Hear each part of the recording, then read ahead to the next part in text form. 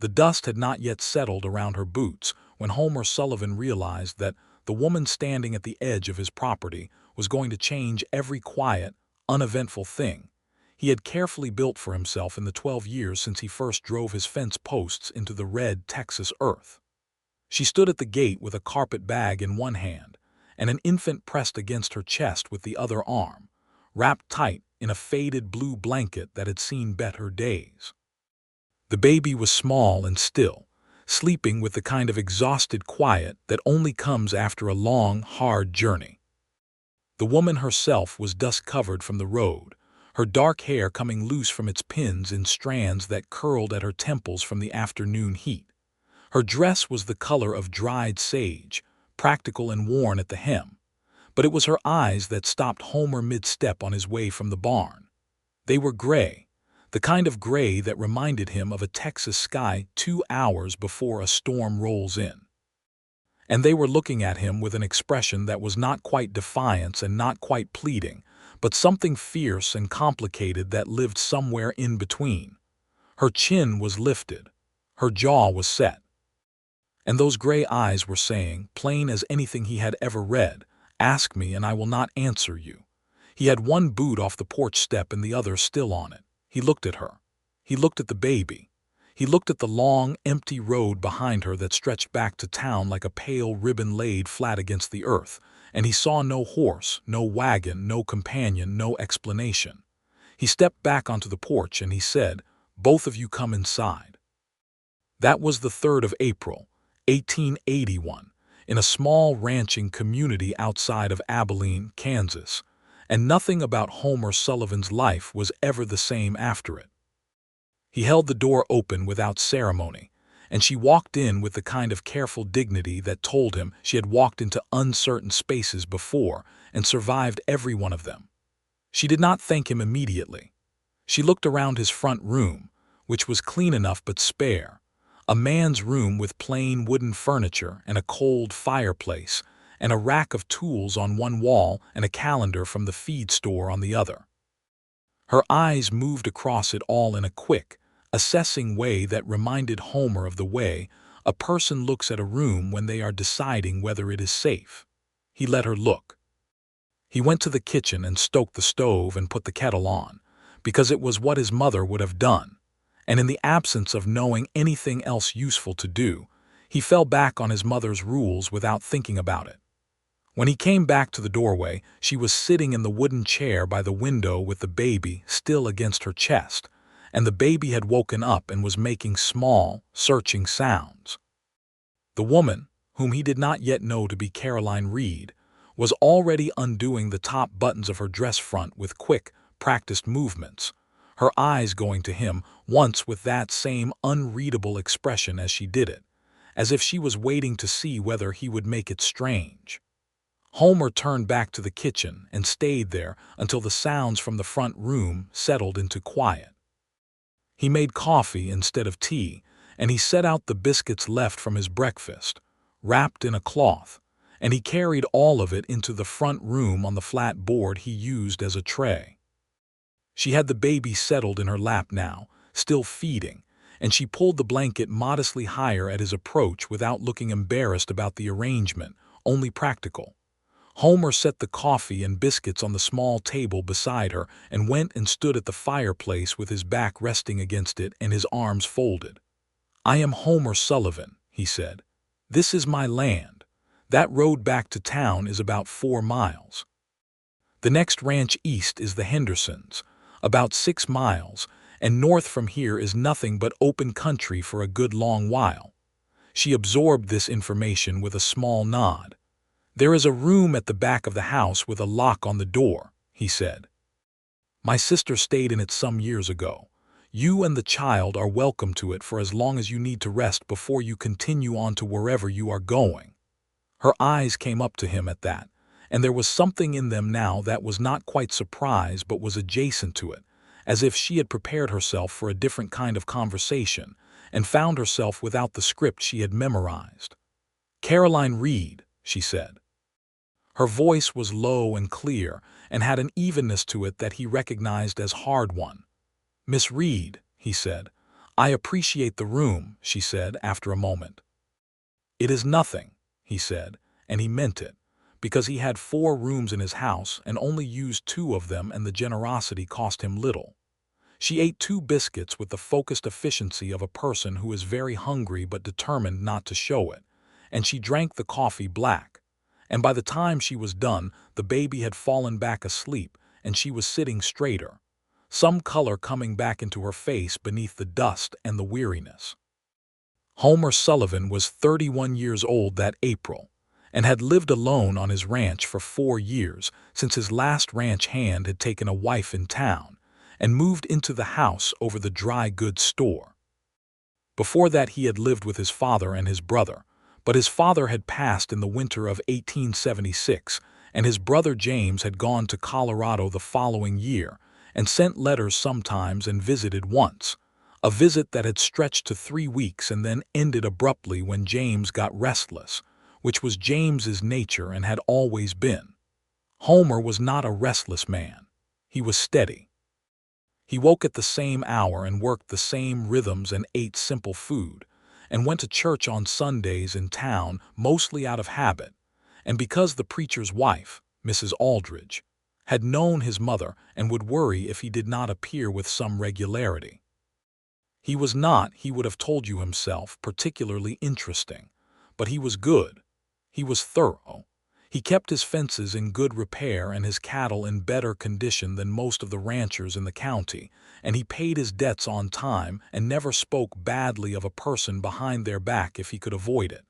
These qualities made him respected. They did not make him talked about. He was not a man women came to see, which was simply a fact he had made his peace with, the way you make peace with the shape of the country you live in. And yet here was Caroline Reed in his front room. He showed her the back room before supper. It was not large. A narrow iron bed with a good mattress his sister Helena had chosen, a washstand with a basin and pitcher, a small chest of drawers with a mirror above it that had one dark spot in the upper corner. There was a window facing west that let in the late afternoon light in long gold bars. He had put a thick folded quilt at the foot of the bed without thinking about it, just doing the thing that seemed right, and when she saw it she looked at it for a moment longer than she looked at anything else in the room. "The lock," she said. He pointed to the simple iron bolt on the inside of the door. She nodded once. Then she looked at him, and for just one moment the armor that she wore so naturally and so completely showed a seam, a small, brief crack in it, and through that crack he saw something that looked like the kind of gratitude that is so overwhelming it has no words for itself. "Thank you," she said quietly. "There is water in the pitcher," he said. "Supper in about an hour if you feel up to it." He made supper, something he did every evening for himself, and which required no adjustment for a guest, just more of it. He fried salt pork and made cornbread and cooked the dried beans that had been soaking since that morning, and he set the table with 2 plates without thinking about the last time he had set 2 plates, which had been when James visited, and which felt like a different life. She came to the kitchen with the baby, in a kind of sling she had fashioned from the blue blanket, tied across her body so her hands were free. The baby, he could see now in the better light, was young, very young, perhaps 6 or 8 weeks old at most, with dark hair and a small, scrunched face that wore the expression all very young babies wear, which is the expression of someone who has arrived somewhere unexpected and is still deciding how they feel about it. She washed her hands at the basin by the back door with the thorough, careful manner of a woman who had learned that cleanliness was one of the things you could control when other things were not. She sat at the table. He served the food. They ate, and for a time the only sounds were the domestic ones, the clink of tin plates and forks, the soft sounds of the baby shifting against her chest, the evening wind beginning to come up outside. "How far have you walked?" he asked when they were midway through the meal. She looked at him steadily. "Some distance," she said. He let it alone. "The baby," he said after another silence that was not uncomfortable precisely, but that had weight to it. "Does the child have a name?" Something moved across her face, quick as a shadow. "Iris," she said. "Her name is Iris." He nodded as if this were ordinary conversation, as if women arrived at his gate every day with unnamed distances behind them and unnamed explanations tucked inside their silence like letters in a coat pocket. "That is a good name," he said. "My mother grew irises along the south side of the house, purple ones." Caroline Reed looked at her plate, and something in the line of her shoulders shifted almost imperceptibly. Something that might have been, just for a moment, something like the beginning of relief. After supper, she helped him clear the table, which he did not expect and which she did without asking, stacking the plates with efficiency and carrying them to the wash basin. He washed and she dried, because she reached for the drying cloth before he could say she did not need to. And they worked side by side in a silence that was somehow easier than the silence at the table, because there was occupation in it. When the kitchen was clean, she went back to the room with the lock on the door, and he went out to the porch and sat in the chair he sat in every evening for a half-hour before bed, and looked out at the land going dark around him and thought about what he had done, which was to invite a woman and an infant he knew nothing about into his house, and whether it was foolish or whether it was simply the right thing, and decided that in this case those two things were probably not different. He did not hear her in the night. He slept soundly himself, the way a man sleeps who has worked a full day outdoors, and when he rose before dawn to start the morning chores, he saw through the gap under her door that there was a light burning, the small oil lamp he had left her, and he supposed that was the way of it with very young babies, that the night was not a restful thing. He started the stove and made porridge and left a covered bowl of it on the kitchen table before he went out to the barn. He was mending fence on the east side of the pasture when he heard the back door of the house open and close, and he turned to see Caroline Reed coming across the yard toward him, Ira strapped to her chest in the blue blanket arrangement, and a tin cup of coffee in each hand, held out from her body slightly so as not to spill. He watched her cross the yard and felt something he did not immediately have a name for. She moved with purpose, even with the baby and the cups, even across uneven ground. She walked as if she had learned long ago that hesitation was expensive. "You left breakfast," she said when she reached him. She held out one of the cups. He took it. "I start early," he said. "So do I," she said, which might have been a statement or might have been something else. She looked at the fence line he was working on, at the tools laid out on the ground. "You are alone here," she said. "I am." She looked at the size of the spread visible from where they stood, at the cattle visible in the far pasture. "That is a great deal of work for one man," she said, and it was not pity in her voice but assessment. "It is," he said. "I manage it." She looked at him over the rim of her coffee cup with those storm-gray eyes, and he felt assessed in the same way she had assessed the land, not unkindly but thoroughly. "I can work," she said. "I am not asking for charity. I will earn what you gave me last night."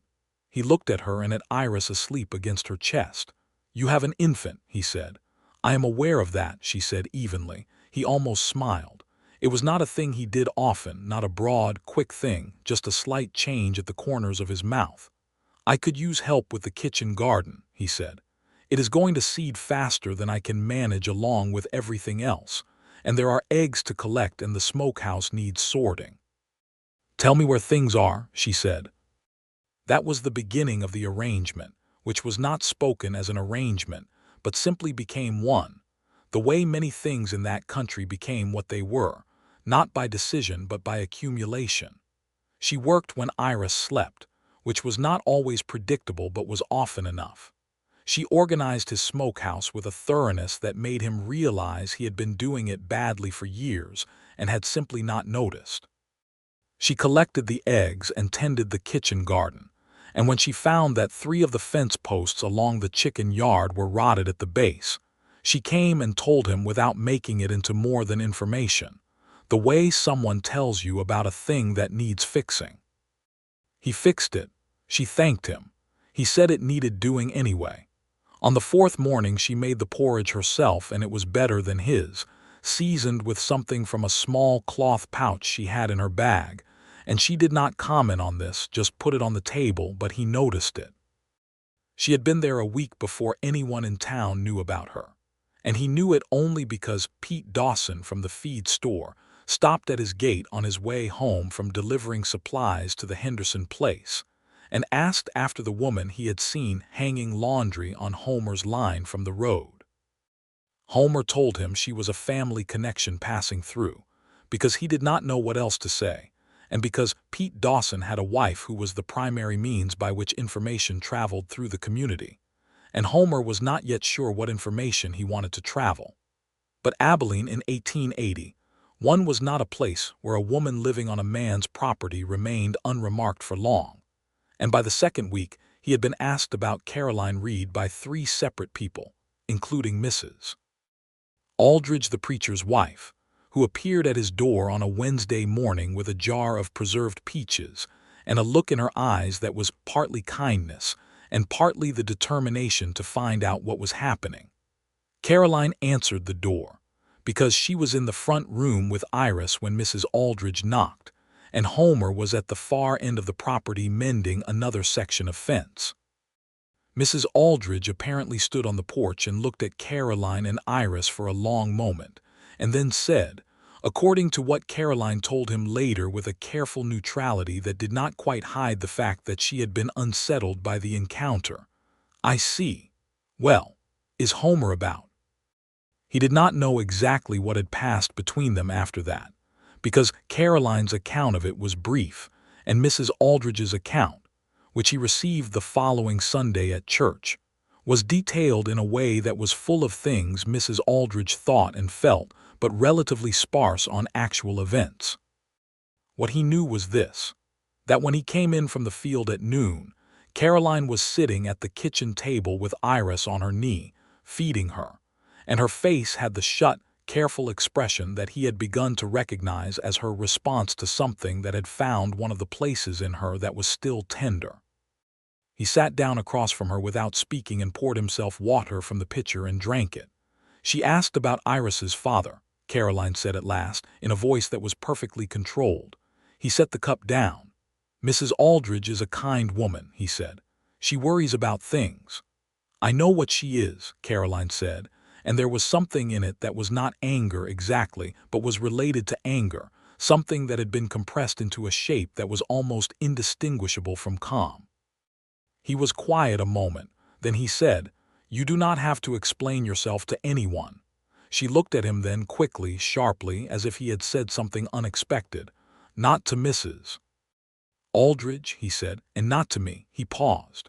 "Though I will say only once and not again that if there is anything I should know for your safety or the child's, I would want to know it." The room was very quiet. Iris made a small, satisfied sound. Outside, a bird called twice from somewhere in the elm tree at the corner of the yard. Caroline Reed looked at him for what felt like a long time, long enough that he thought she was not going to speak at all. Then she said, "There is no one coming after us. We are not in danger. What we are is alone, and I mean to keep it that way until I find something more permanent." He nodded. "That is enough," he said, and it was for the time being. But the town was not done with the question of Caroline Reed.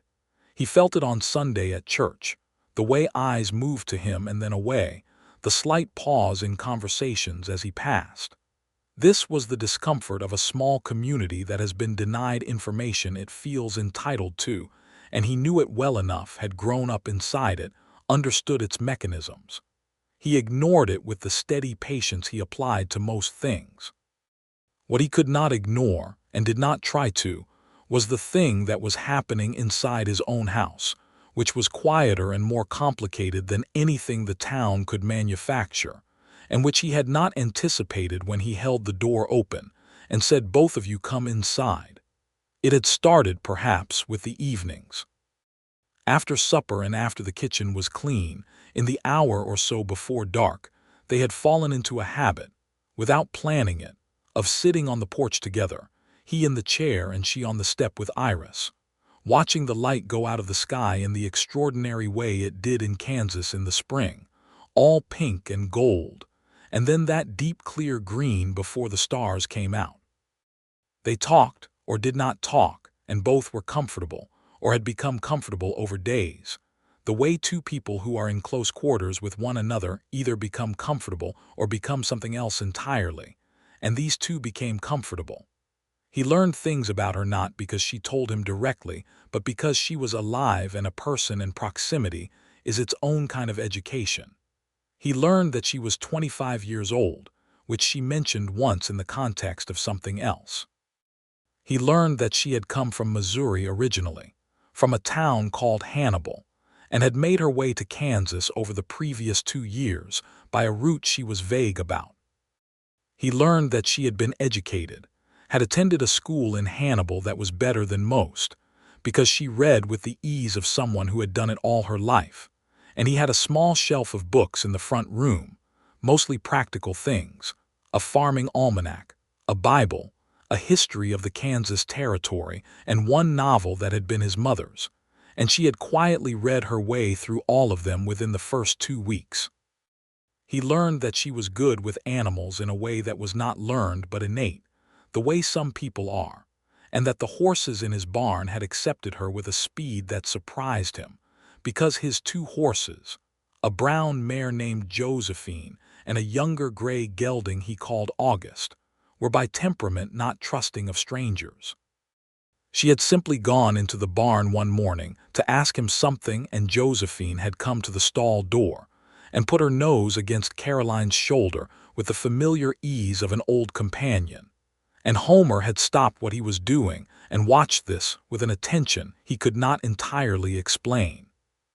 He learned that she had a sense of humor that was dry and small and sometimes appeared in a context where you could almost miss it, just a word or a precise observation that was quietly funny if you were paying attention.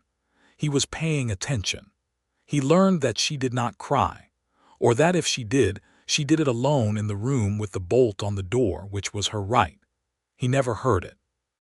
What he sometimes heard, very late, when he was lying awake for reasons he was only just beginning to understand, was the soft sound of her voice through the wall, low and steady, singing something to Iris, not a hymn, something older than that, something that sounded like it came from a long way back and a long way gone.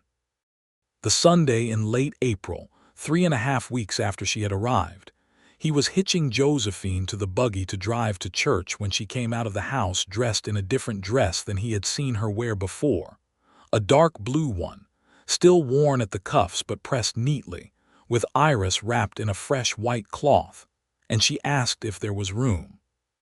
He said there was room. They drove to town side by side on the bench seat of the buggy with Iris between them and did not speak much, but the silence was the kind that 2 people share when they are past needing to fill it. He helped her down from the buggy at the church steps, which was simply good manners, and felt her hand in his briefly and then gone, and the brief part made him more aware of it than he would have been if it had lasted longer. Inside the church, the attention was not subtle. He felt it from the moment they walked in. Not hostile mostly, Abilene was not a cruel town, but interested and assessing and alive with the specific energy of a community that has found something to think about. Mrs. Aldridge met them at the door with a warmth that was genuine, because Mrs. Aldridge's warmth generally was genuine, whatever her curiosity, and she squeezed Caroline's hand and told her the baby was beautiful. Caroline thanked her with a composure that Homer had come to recognize as both armor and genuine dignity, and they found seats near the middle of the church and sat through the service, and he was aware of her beside him the entire time in a way that was becoming harder to locate in the category of simple courtesy. After church, in the yard where the congregation gathered before dispersing, a man named Gerald Coates, who ran a cattle operation twice the size of Homer's, and who had opinions about most things including, apparently, women who arrived in a community without adequate explanation, found his way to Homer's elbow and said something that Homer caught only the end of, something about the propriety of the situation. Said with the kind of careful phrasing that is designed to cause damage while appearing to be concerned.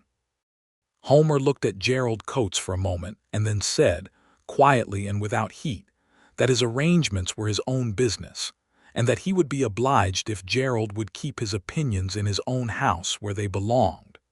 Gerald Coates was not accustomed to Homer Sullivan, who was generally mild and agreeable, speaking to him in this register, and he went away with the expression of a man who has been surprised by a fence post.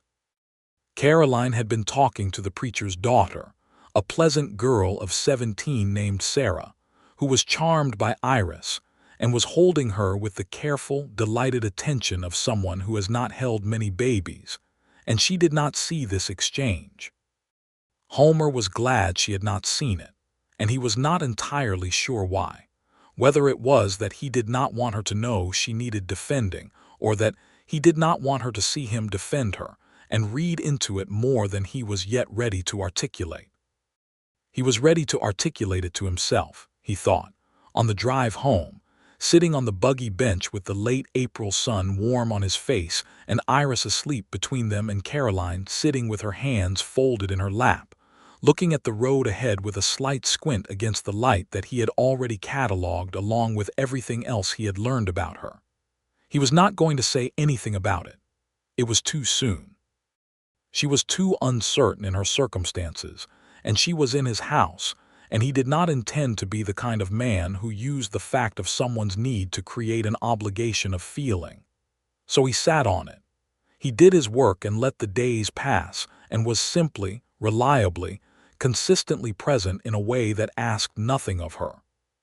But things kept happening, the small, persistent things that happen between two people who are sharing a life in close quarters, and who are not indifferent to each other, even when they are trying to be orderly about it. He found her one afternoon in the barn with August, the gray gelding, who had been off his feed for 3 days, and whom Homer had been watching with the low-grade concern of a man who cannot afford to lose a horse. She was standing in the stall with August's head at her shoulder, running her hand along his jaw, and she was talking to him in a low, continuous voice, the way you talk to animals when you are trying to tell them something that has no words. The horse's posture was different than it had been, loose and attended, the tight, unhappy set of his head gone. Homer stopped at the barn door and watched for a moment and felt something crack open in him, something small but important, the way a seed case splits before the growing thing pushes through. She heard him and turned, not startled, just turning, and said, "He has a tooth that is bothering him. The second one on the left upper, you can see how he is favoring that side when he chews. You will need the veterinarian to have a look, but he should be fine. You can tell that from looking," he said. "My father had horses," she said, in the tone that always accompanied the sparse, careful things she let out about her past, the tone of someone selecting words with the precision of a person who knows that each one they choose opens a door, and every door has a room they are not necessarily ready to enter. "He must have been a good horseman," Homer said. "He was," she said simply, and the tense of it, the past of it, settled between them, and he did not ask, and she turned back to August, and the moment passed with the particular texture of a moment that has said more than its words contained. He found the veterinarian, a man named Dr. Pryor, who came out from town twice a year, and August's tooth was dealt with and the horse came back to himself within a week, eating with his old enthusiasm, and when Homer mentioned it to Caroline, she looked at the horse in his paddock and said, "Good," with a satisfaction that was quiet and real. In the first week of May, a man rode up the road from town and stopped at Homer's gate, and Homer, who was at the water trough at the corner of the yard, went to meet him with the particular alertness of a rancher who has learned that unexpected riders can mean several things, and not all of them good. The man was youngish, mid-20s, and he was looking at the house with the kind of fixed attention that Homer had seen before in men who are looking for something specific and think they may have found it. Homer introduced himself and asked what the man's business was, and the man said his name was Clement Rourke, and that he was looking for a woman named Caroline, and that he had been told she might be in this vicinity. Homer looked at Clement Rourke for a long, careful moment. "No one here by that name," he said, which was a lie, the first one he could remember telling without deliberation, and he noted that it was entirely effortless, which told him something. Clement Rourke looked past him at the house with the squinting look of a man who is not sure he is being told the truth. "She has dark hair," he said, "and a baby, a young one." "A great many women have dark hair," Homer said. He leaned against the gatepost with his arms folded, not threateningly, just solidly, a man in his own place being patient. "What is your business with this woman if you find her?" Rourke's expression shifted, became something carefully constructed. "She is my cousin," he said. "Family has been worried." Homer looked at him. "You ride on," Homer said pleasantly. "If I hear of such a person, I will pass along the family's concern." Rourke looked at him for another moment, then turned his horse back toward the road. Homer watched him go until he was a long way off and then went back to the house. Caroline was in the kitchen when he came in, and she read his face the way she had learned to read things, quickly and completely, and she said, "Someone came." "Man named Clement Rourke," he said he was your cousin." Something went through her that was not fear, or not only fear, but something older and more complex, the way a person looks when they hear the name of something they have spent a long time walking away from. "He is not my cousin," she said. "I did not think so," Homer said. He got himself a cup of water and drank it. "Is he going to come back?" "He might," she said. "If he was sent." She was looking at the table. Iris was in the small basket cradle Homer had found in the barn and cleaned up, set on the kitchen floor, asleep. "He was sent by a man named Douglas Fairweather, Iris's father." The words came out flat and controlled. "He is a married man. He is also a man with enough money to hire people to go looking for things that belong to him, which he believes I do." Homer set his cup down. "He is wrong," he said. She looked up at him, and for a moment her composure was not quite holding, the way a wall with a crack in it still stands but you can see where the weakness is. "He has resources," she said. "He has a great many friends in the right places. When I left his household, I took nothing that was not mine. But Iris was born under his roof, and he has decided that she is a possession and I have stolen her." "And her mother," Homer said. "He did not care about her mother," Caroline said, with the precise, devastating quietness of someone stating a fact. Homer was quiet for a long moment.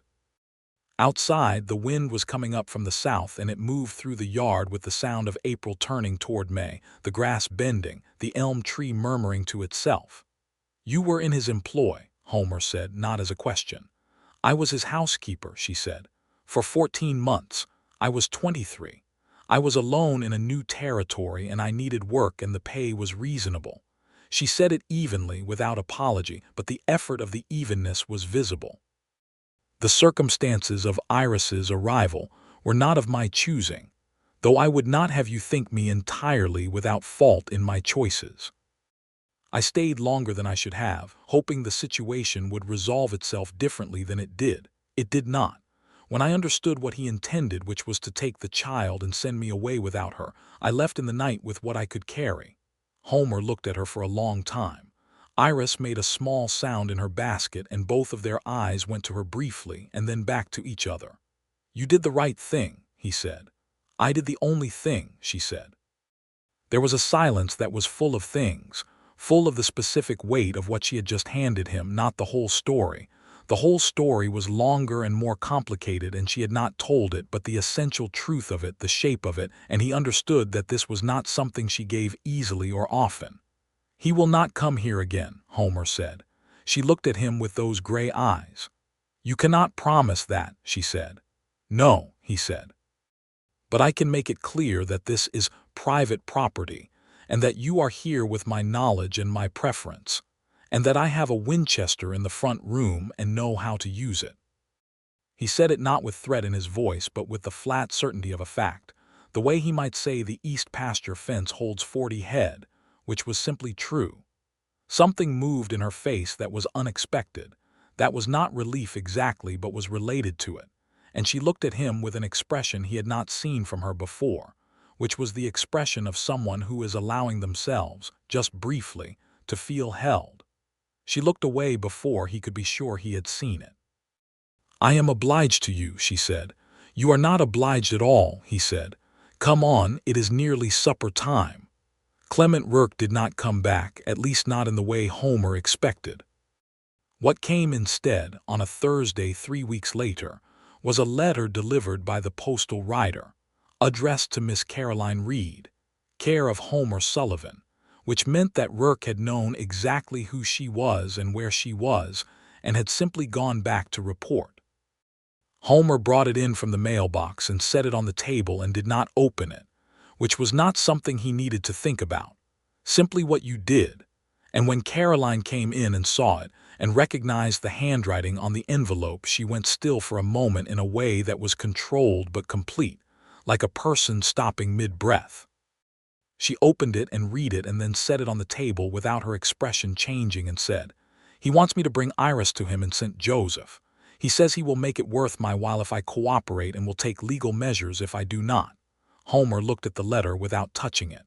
"Legal measures," he said. "The law in Missouri would likely favor him," she said. "He has the money for a lawyer and the connections for a favorable judge. I have neither." She looked at him levelly. "I do not have grounds to prove what happened, and if he chose to pursue it, he could probably make a case that I am nothing more than a woman who was in his employ and who took his child when she was let go." "Except she is your child," Homer said. "Except she is mine," Caroline said, and the word mine had something in it that was both fierce and fragile, the way only the truest things are. Homer sat down at the table and put his hands flat on the surface and thought. He was not an impulsive man. He was not a man who made decisions without working through the shape of them first. But there were things that required the kind of thinking that is not about calculation, but about what is simply right, and this was one of them. "I know a man in Abilene," he said, "a lawyer named Beaumont. He is a fair man and a good one. He represented my father's estate when my father passed, and he did it well." He looked up at her. "Iris was born here in Kansas, is that right?" "In Ellsworth," she said, "at the hospital there." "Then the laws of Kansas apply," he said, "not Missouri, and under Kansas law you are her mother and there is no document, no contract, no arrangement that supersedes that." He paused. "Beaumont will know the specifics. I think you should go see him." She was looking at him with an expression that was measured and complicated. "I cannot pay a lawyer," she said. "I can," he said, which he said simply and without anything in it except the statement of fact. She was quiet. He could see her working with it, the way she worked with everything, turning it over, examining it for the thing she did not want, which was debt, which was dependency, which was the loss of the ground she stood on.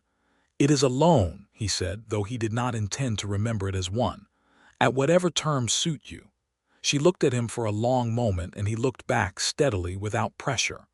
"All right," she said. He drove her to Abilene the following week to see Beaumont, who was a broad, deliberate man in his 50s, with a beard that was more gray than brown and hands that were large and capable, the hands of someone who had not always been behind a desk. Beaumont listened to Caroline with the focused, unhurried attention of a man who has learned that the way someone tells you a thing is as important as the thing they tell.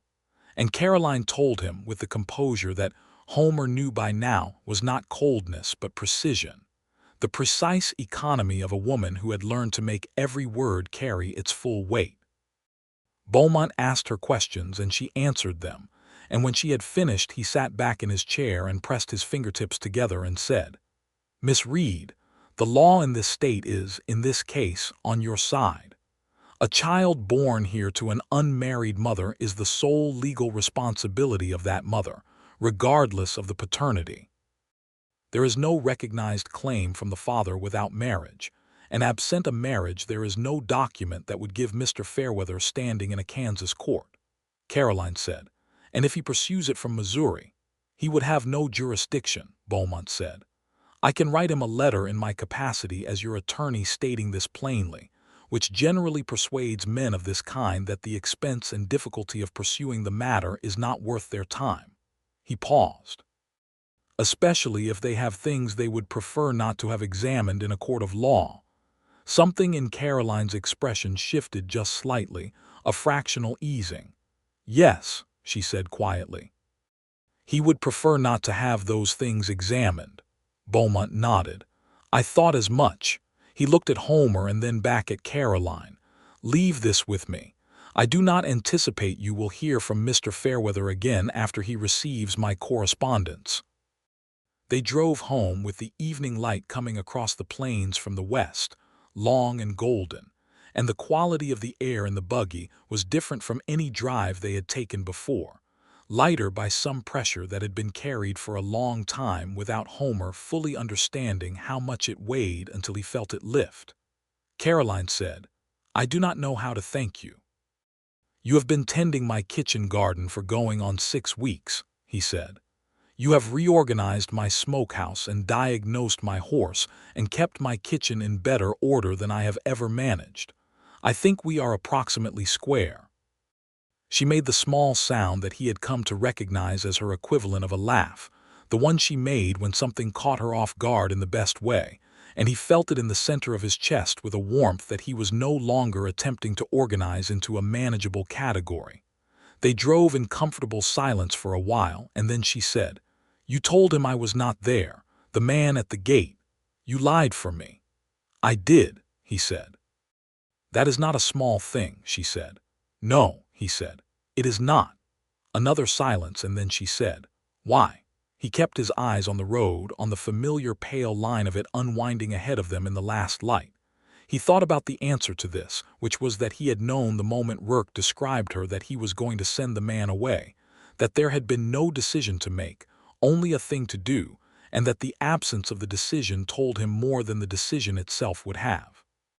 He thought about the way she had walked across his yard with the 2 cups of coffee, purposeful and steady. He thought about Josephine putting her nose against her shoulder. He thought about the singing through the wall. Because you were inside, he said, and he was not.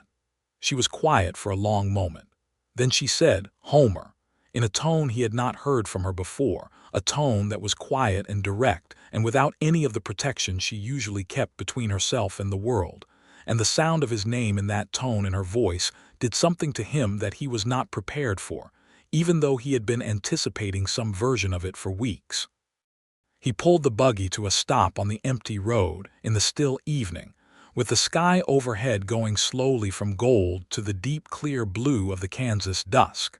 He looked at her. She was looking at him with those gray eyes that were not the color of storms, he understood now, but of the sky before storms, which is the color of a thing that is paying attention, that is gathering itself, that knows what it is capable of but is not yet spending it. I do not know what I am doing, she said. I mean, I know how to exist here. I know how to work and how to manage, and I am grateful beyond what I can say for what you have done. But this. She indicated the space between them, which was not large. I do not know what this is or what it should be. Neither do I, he said. Not precisely, he paused. But I know what I would like it to be if you ever come to a point where you want to know that. She looked at him. Tell me now, she said. He turned a little on the bench to face her more fully. The baby was asleep in the basket on the seat behind them, as she often was in the buggy, lulled by the movement that had now stopped. The road was empty in both directions. I would like it to be permanent, he said, with the directness of a man who does not have a great deal of practice with this kind of speech, but who is constitutionally incapable of being anything other than straightforward. I would like it to be the kind of thing where you do not feel the need to be ready to leave. He paused again. I am aware that is a great deal to ask of someone who has had considerable reason to keep their own door. She looked at her hands in her lap and then at him. I am not accustomed to being somewhere that is simply mine to be in, she said. I know, he said. I do not know that I trust myself to know what I feel, she said. I have been managing for a long time, and managing and feeling are not always the same country. No, he said. They are not. A long pause. The wind moved through the grass on either side of the road, with a sound like breathing. I think I would like to find out, she said slowly, carefully, as if each word was being chosen from a very precise and important collection. If that is what you are asking. That is what I am asking, he said. She looked at him for another moment, and then she did something he had not seen her do before, not completely, not without the reserve that was always present even in her most unguarded moments. She smiled. Fully, without qualification, without the careful maintenance of the expression she usually wore, and it changed her face into something that was even more than what it already was, which was already considerable. Homer Sullivan, who was not a man given to poetry or to excessive statement, looked at that smile in the last light of the Kansas evening and thought that he had been living alone for a very long time and had not known precisely what he was waiting for, but that he was looking at it. He picked up the reins. "Let us go home," he said. They did not rush toward each other. That was not the way of either of them. They were both careful people, made careful by different experiences but made careful nonetheless. And what happened between them over the following weeks had the quality of something growing in good soil, unhurried and real. He did small things. He repaired the warped shutter on the window in her room without being asked, because he had noticed it catching in the wind at night. He found in the storeroom at the back of the barn a small wooden rocking chair that had been his mother's, and he sanded it down and repainted it and left it on the porch one morning before she was up. And when she found it and looked at him over Iris's head, she said nothing, but her eyes said enough. She did small things. She started leaving his coffee on the stove the way he liked it, just before he came in from the morning chores, so it was warm and ready when he arrived. She mended the tear in the shoulder of his good coat without telling him, just folded it back into the wardrobe, and he noticed it and said nothing for 3 days and then simply said, "Thank you for the coat." And she said, "You were going to church in a torn shoulder," as if this were the full explanation, which it was. In June, a letter came from Beaumont saying that Douglas Fairweather's attorney in Missouri had responded to his correspondence and had indicated that his client did not intend to pursue the matter further. Beaumont wrote that, in his experience, this meant Fairweather had concluded the legal exposure was not in his interest, which Beaumont had anticipated. Caroline read the letter at the kitchen table and then folded it very precisely along its original lines, and set it on the table and placed her hand flat on top of it, and sat there for a moment with her eyes closed, and her face doing something that was not quite crying, but was the inside of the kind of relief that comes after a very long and exhausting fear. Homer was on the other side of the table, and he did not move to touch her immediately, but let her have the moment, which was hers, fully hers and Iris's. And then he reached across the table and covered her hand with his, just that, just the steadiness of it, and she opened her eyes and looked at him, and the look was everything. "It is done," he said. "It is done," she said.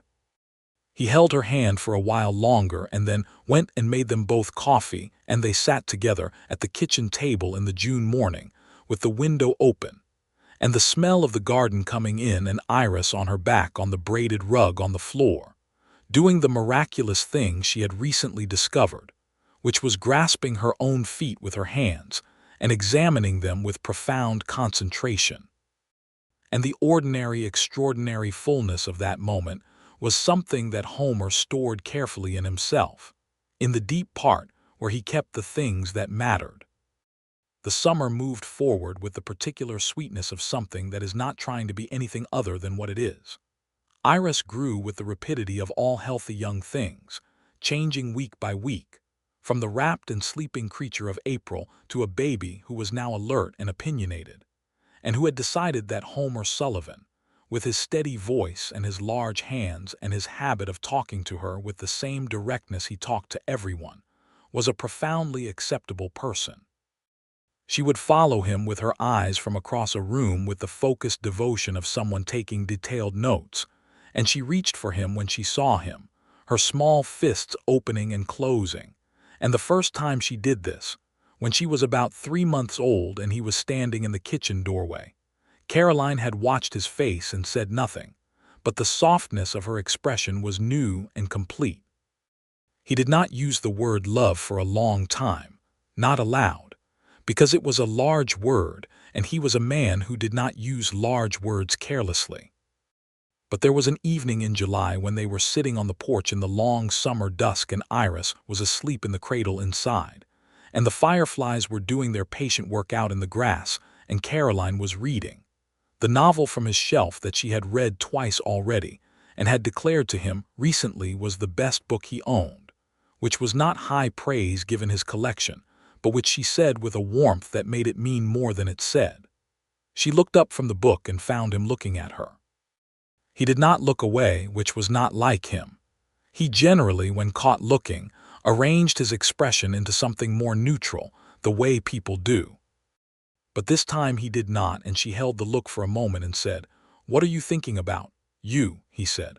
"What it is going to be like when winter comes and we are spending more time in the house and less time outside, and whether that will be difficult for either of us." She tilted her head slightly. "And what do you think?" "I think it will be fine," he said. "I think it will be more than fine. I think I am looking forward to it." She looked at him with those gray eyes that had stopped being armor some time ago and were simply themselves now, simply the color of her, and said, "So am I," he said. "Caroline," she said. "I know," he said. "I would like to ask you to marry me. I would like to ask you properly when the time is right. I am telling you now so that when I ask you it does not come as a surprise, and so that if it is not something you want you can tell me and we will not have the awkwardness of a formal asking and a formal refusing." She was quiet for a moment, and a firefly moved through the space between them, blinking twice. "Homer Sullivan," she said slowly, "that is the most practically delivered declaration I have ever heard." "I am not a poetic man," he said. "No," she agreed, and there was something in her voice that was warm and specific. That was the warmth of someone who has come to love the very things about a person that are plainly what they are. "But you are something considerably better." She paused. "When the time is right," she said, "my answer will be yes." He looked at her.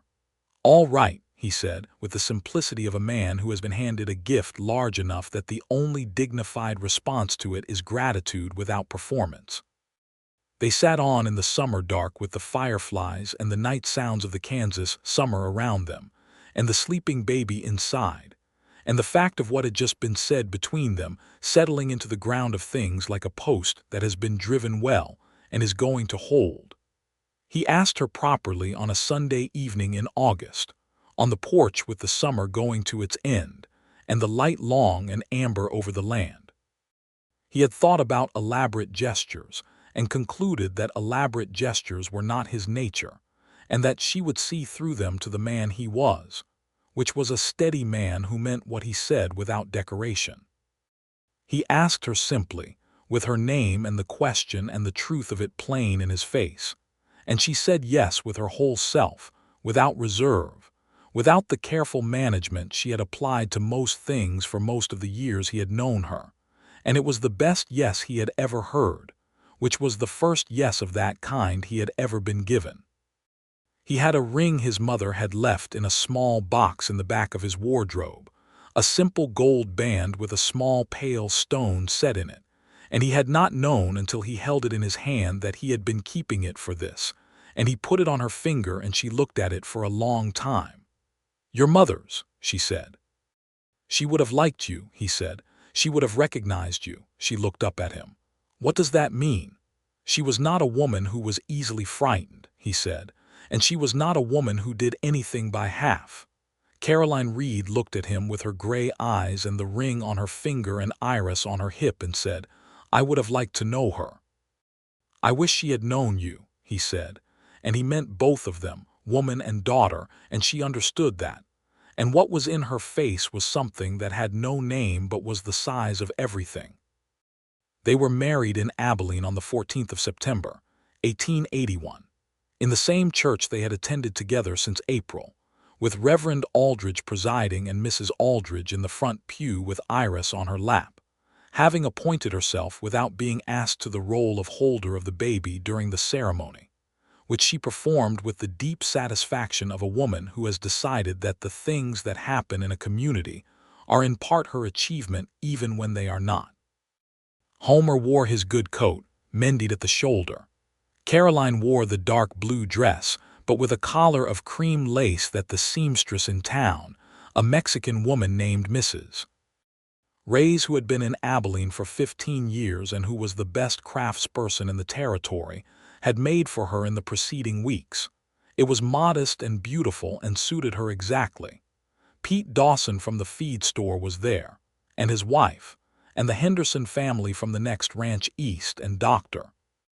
Pryor the veterinarian who had come in from his rounds specially, and Beaumont the lawyer who had driven from his office, because he had decided he deserved to see the outcome of his work, and a dozen others from the community who had moved from varying degrees of skepticism about Caroline Reed to varying degrees of warmth, because she was not a woman who went unnoticed once people stopped looking at what they expected to see.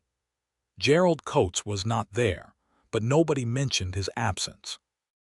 Homer said his vows in the plain, certain voice of a man who has considered every word and means all of them. Caroline said hers in the clear, even voice of a woman who has arrived somewhere she did not know she was heading and has found, to her astonishment and her overwhelming gratitude, that it is the exact right place. Reverend Aldridge pronounced them married. Mrs. Aldridge, in the front pew, pressed her lips together and looked at the ceiling briefly in the manner of someone managing the pressure of an emotion she considers public display to be undignified for, then looked back down at the baby in her lap and said quietly to Iris, "Well, that is settled then." Iris, who was nearly 5 months old and had recently discovered the quality of sound that could be made by her own voice, said something unintelligible but enthusiastic in response, which the congregation took as appropriate. The reception was in the churchyard in the warm September afternoon, with food contributed by half the town and tables set under the elm trees, and a fiddle player from over on the east side of town, who played with great energy and moderate accuracy, but enormous commitment. Homer Sullivan danced, which was something nobody in Abilene had seen him do in 12 years on that land, and the surprise of it was visible on several faces, until it became clear that he was not so much dancing as simply moving through space with his wife's hand in his. And that was so straightforwardly the truth of the matter that the surprise went away and was replaced by the simple pleasure of watching two people be happy. He held her hand. She held his. Between them and around them and in Mrs. Aldridge's arms, Iris addressed the afternoon with her characteristic combination of focused attention and vocal commentary, and the light came down through the elm leaves in patches on the grass, and the fiddle played. The autumn came as it always did, with the grass going gold and the air changing from summer's thickness to something clean and spare and particular to Kansas, a kind of air that smelled of distance and dried things, and the cold that was still weeks away, but already present in the suggestion of it at dawn.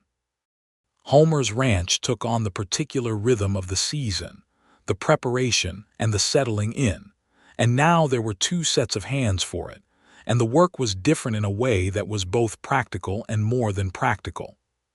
Caroline took to the seasonal work with the same focused capability she brought to everything, learning the rhythms of the ranch and its requirements with an attention that he had come to rely on without quite realizing he was relying on it until the day she was in town for an hour and he was working in the barn alone, and noticed that he was less efficient, not because of the practical help she provided, but because some part of his attention was organized around knowing where she was. He thought about that. He thought about the man he had been in March, alone in the house that was clean but spare, a man's room, going through the orderly single-track days of a life that was good but narrow. He thought about the door swinging open to her.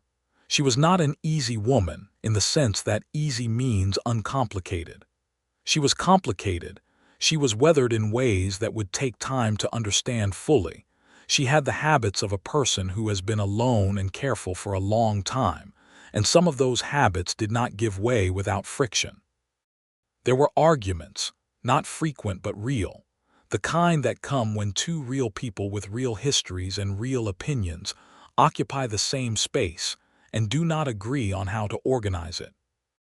There was the argument in October about whether to take the east pasture cattle to market early because the grass was thinning, which she thought was unnecessary and he thought was prudent, and which ended with him doing it her way and the cattle doing well enough on what remained of the grass that she was probably right. And he told her so, and she told him she had thought he would come around eventually, which made him laugh with a genuine spontaneity that surprised them both. There was the evening in November when Iris, now 7 months old and in possession of a personality that was already clearly her mother's in its combination of observation and stubbornness, and sudden, complete warmth, pulled herself to standing for the first time against the side of the settee, and stood there with an expression of profound personal satisfaction. And the look that Homer and Caroline exchanged over her head was so full of the specific, private joy of parents sharing an unrepeatable moment that neither of them said anything at all for a while after. He became her father. Not in name at first, but in practice, in the daily accumulated choosing of it, in the way he carried her on his shoulder when she was fussy in the evenings, and the motion of his walking was the only thing that settled her. In the way he was the first person she reached for in the morning when Caroline brought her to the kitchen. In the way he talked to her with the same direct seriousness he talked to everyone, explaining things to her with an earnestness that delighted Caroline, who said once that Iris was better informed about the operation of a cattle ranch than most adult men she had met. He had already begun to think of her as his without fully articulating it to himself. So when Caroline said to him, on an evening in December with the first real snow of the season coming down outside the window and Iris asleep in the back room, and the house warm around them, that she thought Homer should formally adopt Iris, that it was the right thing, and that she wanted it, he felt it settle in him not as a new thing, but as the naming of something that was already entirely true. They went to Beaumont in January. The paperwork was straightforward, and Beaumont handled it with his customary efficient thoroughness. And when it was done, Iris Sullivan was her name, and Homer Sullivan sat with his daughter's new name in his hands, and felt a fullness in his chest that was larger than anything he had a word for, and so he did not try to find one. The winter was long and interior in the way that Kansas winters are, confining and close, and demanding the kinds of patience and creativity that summer does not require. They read to each other in the evenings, taking turns, the books from his small shelf and 2 new ones that Caroline had ordered from a bookseller in Kansas City, and which had arrived at the end of October, novels both, one of which was the best thing either of them had read in years, and which they discussed with the intensity of people who have found in each other a genuine intellectual companion, disagreeing about the ending, with the kind of pleasurable vehemence that comes from both caring deeply about a story. Homer learned things about her that the busyness of the warmer months had not given space for, things that came out in the long evenings and the slow mornings, and the afternoons when the snow made outdoor work impossible, and they were inside together with Iris between them and the stove going and the house, full of the sounds and smells of a home that was entirely itself. He learned that she had taught herself to read music as a child, and could have been a fine piano player if she had ever had regular access to a piano. He learned that she had a specific and comprehensive opinion about the correct way to make cornbread that differed from his in exactly one respect, and which he came to agree with over the course of 3 months. He learned that she had traveled more widely than she had indicated, had been as far south as St. Louis, and as far north as Omaha, and that her impressions of the cities were precise and funny, and informed by the particular perspective of a woman who had been moving through the world largely alone. He learned that she had not expected to be happy. He understood this not from anything she said directly, but from the quality of her attention to the happiness when it was present, the way she sometimes stopped in the middle of an ordinary thing, washing dishes or looking out the window or watching Iris on the floor, and held still for a moment with an expression that was something like wonder, as if she was verifying something she was not quite sure she was allowed to believe.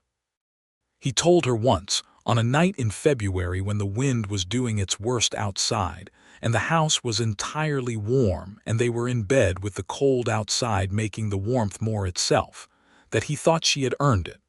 All of it. She lay still beside him for a moment, and then she turned and looked at him in the dark and said, "I think we both did." He thought she was probably right. Spring came back the way spring always does in Kansas. Not gradually, but in the decisive way of a thing that has made up its mind. The ground going from iron cold to mud to the first green in a matter of weeks. And with it came the expansion of the world after the long interior winter. The return of outdoor work and outdoor time and all the particular pleasures of the land in its renewal. Iris had learned to walk over the course of February and March, with the lurching, determined progress of a child who is entirely committed to the project.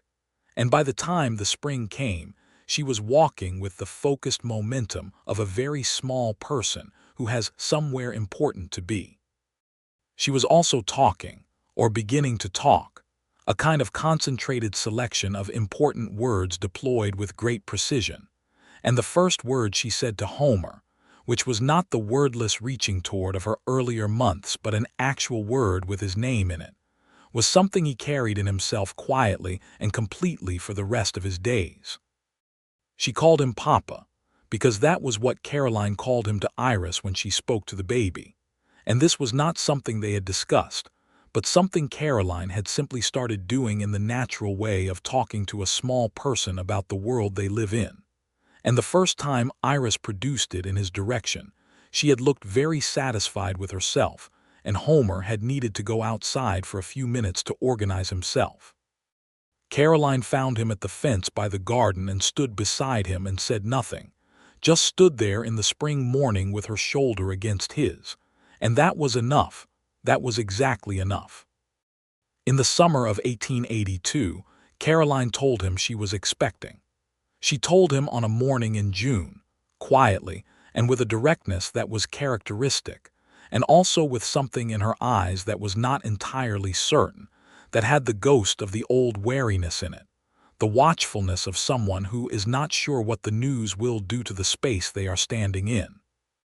He kissed her, which answered the uncertainty, and then they stood in the kitchen with the morning coming in the window and held each other in the plain, serious way of two people who know the weight of what they are doing and are choosing it anyway, choosing it fully and without reservation. Homer Sullivan built an addition to the back of the house in the late summer of that year, 2 more rooms, because the house as it stood was manageable but would not be expansive enough for what was coming.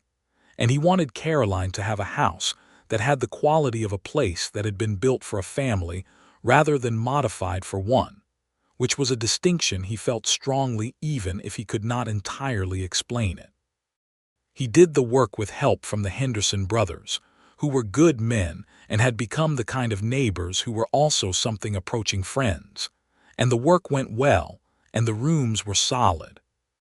The baby was born in March of 1883, a boy, arrived in the early morning after a long night, delivered by the doctor from town who had driven out through the late winter cold and who emerged from the bedroom at past 4 in the morning, and told Homer Sullivan that his wife was well, and his son was well, and both of them were sleeping. And Homer sat in the kitchen chair by the stove and felt the world rearrange itself around the fact of that sentence. They named him Thomas, after Homer's father, and the naming was Caroline's suggestion, offered quietly and with a certainty that was not ostentatious but was complete, and Homer had looked at her when she said it with the feeling of a man who keeps discovering that the person beside him is more than he had already understood. Thomas was a different child than Iris from the very beginning. Where Iris had been watchful and deliberate, Thomas was immediately and utterly present, loud about his requirements, generous with his smiles, interested in everything with an indiscriminate enthusiasm that was endearing and exhausting in approximately equal measure. He had Homer's coloring, the brown hair and the quiet gray-blue eyes, and Caroline's stubbornness, which made for a combination that was going to be interesting. Iris, who was 2 years old and very clear about her own importance, regarded Thomas with the complex emotion of a firstborn confronted with the undeniable presence of a second, which was a mixture of intense fascination and territorial wariness that gradually, over the months that followed, became something that was unmistakably love, the particular love of a big sister who has decided that this person is hers to look after, and that she will perform this function whether it is wanted or not. She brought him things, bits of grass and small smooth stones, and once, memorably, a corner of biscuit that she pressed into his hand with the gravity of someone making a significant offering, and he held it with the uncritical grasping pleasure of a baby receiving anything at all. And Ira stood back with the satisfaction of a job well done, and Caroline stood in the doorway watching them and felt the particular fullness of a life that is more than you knew you were building toward. Homer came in from the barn and found the three of them arranged in the afternoon light of the kitchen, his daughter grave and watchful, his son uncritical and joyful, his wife with her back against the doorframe and her face wearing the expression that he loved best on her, which was the one that was not performing anything, not managing anything, just being entirely and openly in the moment she was in. He went in and stood beside her in the doorway. She leaned into his shoulder. He put his arm around her. Outside, the Kansas afternoon was doing what it did in this season, the land going gold with the late light, and the sky above it the particular blue that was specific to this place and this time of year, a blue that had no equal anywhere he had ever been, though he had not been many places. He had stayed, which was his nature, and the staying had not been a diminishment but the opposite, the accretion of everything real. Abilene grew around them in those years, as Abilene grew in those years, the railroad bringing change and commerce and new people and new problems, the cattle drives that had made the town famous in the years before their time there, diminishing as the drives moved further west, and the farmer population expanded and fenced more of the open range. Homer watched these changes with the attention of a man who is part of a place and who cares about its health, and he adapted his operation with the same steady practicality he applied to all things, diversifying his crops, maintaining the cattle but reducing the herd to what the fenced land could support, keeping his debts low and his relationships sound. He became a person the community turned to for certain things, not the political or the contentious things but the practical ones, the neighbors who needed advice about water rights or fencing disputes or the simple difficulty of the land, and he gave it plainly and without making people feel small for asking. Caroline was part of this too, because it turned out that her capabilities extended in directions that were useful to the broader community, and she became one of the people that women came to when they needed something navigated with clarity and without judgment, which was a role she had not sought but accepted with the directness she brought to everything. Mrs. Aldridge, who had initially appeared at Homer's door with a jar of preserved peaches and a suspicion that something irregular was happening, had become one of Caroline's firmest advocates by the time they had been in Abilene 2 years, which was a transformation that had happened slowly and through a series of interactions in which Caroline had proved to Mrs. Aldridge, methodically and without trying to, that she was a woman of substance and integrity. Mrs. Aldridge maintained, to the end of her life, that she had never doubted this, which was not entirely accurate but was the kind of thing that is true enough in the way that matters. The years had a texture that was specific and good. There was a summer when August the gray gelding, now getting old, refused the east pasture fence 3 times in a week, and Homer spent an entire afternoon examining the fence only to discover that a low branch of a particular oak tree had grown over it, and August had decided this was a hazard and he was not going anywhere near it.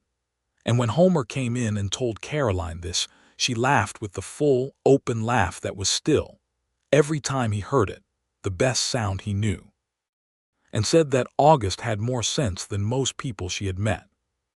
There was a winter when Thomas, at 3 years old, decided that the cat who had appeared at their barn in October and been permitted to stay was in fact primarily his own personal responsibility, and the lengths to which he went to ensure the cat was adequately and enthusiastically fed led to a surplus of the ranch's dried meat being deployed in ways that required a family conversation about resource management, which Homer conducted with the seriousness it deserved, and which Caroline conducted with a suppression of amusement that was not entirely successful. There was the spring of 1886, when Caroline told him there was going to be a third child, and this time there was no wariness in her eyes when she told him, no ghost of the old watchfulness, only the particular brightness of a woman who is happy and knows it, and is not afraid to be known to know it. And he held her face in his hands and told her that she was everything he had ever built toward without knowing he was building toward anything at all. And she told him that he was not a poetic man, in the tone that meant it was one of the things she loved most about him, and he said he knew, and she said it did not matter because what he was better, and he said, "What is that?" And she said, "Permanent." The third child was another boy, born in a November that came in cold and stayed cold, and they named him William, and he had Caroline's gray eyes, and from the very beginning a quality of quietness and attention that reminded Homer of his wife in a way that made him look at the baby sometimes with an expression that Caroline noticed and asked about. And he said, "You watch everything from the beginning, don't you?" And she looked at William and said, "Yes, I suppose he does," and they understood each other. Iris was 5 when William was born and took the responsibility of being the eldest with a gravity that her brother Thomas cheerfully and entirely declined, being at 4 years old a person whose primary mode was enthusiasm rather than gravity. And the household had the specific quality of a place where there is always something happening, always someone needing something, always some small and enormous drama of childhood in progress. Homer Sullivan, who had been a quiet man in a quiet house, found himself in the center of a life that was full of noise and demand, and the complicated daily navigation of people who loved each other, and were sometimes very irritating to each other, and he would not have changed a single element of it. He said this to Caroline on an evening in the spring of 1887, sitting on the porch in the rocking chair that had been his mother's, with the land laid out before them in the early evening light, and the sounds of the children inside, Iris's decisive voice and Thomas's argumentative one, and the cat, who had lived with them for 6.5 years, and showed no sign of abbreviating this, making himself heard from somewhere in the kitchen. William was asleep, the early, heavy sleep of a toddler who has used everything up. He said, "I would not change any of it." She was sitting on the step as she had sat on that first evening, and she turned to look at him, and her face in the spring light was the face of a woman who had been all the things she had been, all the difficult, hard-made things, and who was also this, entirely and undeniably this. "Nor would I," she said, "not a single day." He thought about the road behind her that he had seen that first afternoon, the long empty road back to town, and her standing at his gate with the carpet bag and the baby and those eyes that dared him to ask and told him he would get no answer. He thought about the decision that was not a decision, the stepping back and the open door and the 2 words that had started everything. He had not known what he was doing. He had only done the right thing, which was to let them in. She had not known where she was going. She had only kept walking, which was what she did, which was what she had always done, until she found the gate and the man at it and the door that opened without conditions. Neither of them had known. And here they were, 6 years on from that April afternoon, with children inside and a cat in a kitchen that smelled of whatever Caroline had put on the stove for supper, and a ranch that was solid and prospering, and a marriage that had the texture of something built by 2 people who understood that building is the thing you do every day, not just once. "Come inside," he said. "Supper is nearly done and Thomas is about to do something catastrophic." She stood and dusted off her skirt with the practical efficiency he knew so well, and she looked at him with her gray eyes, and she said, How do you always know when he is about to do something catastrophic? Because I can hear him getting quiet, he said, and Thomas Quiet is significantly more alarming than Thomas Loud. She laughed, and the laugh was the best sound in the world, and she went through the door ahead of him into the warm, complicated, particular life they had made together, and he followed her in and pulled the door closed behind them both, and the Kansas evening settled around the house, and the lights came on in the windows, and out in the barn Josephine, the old brown mare, stamped once in her stall and went quiet.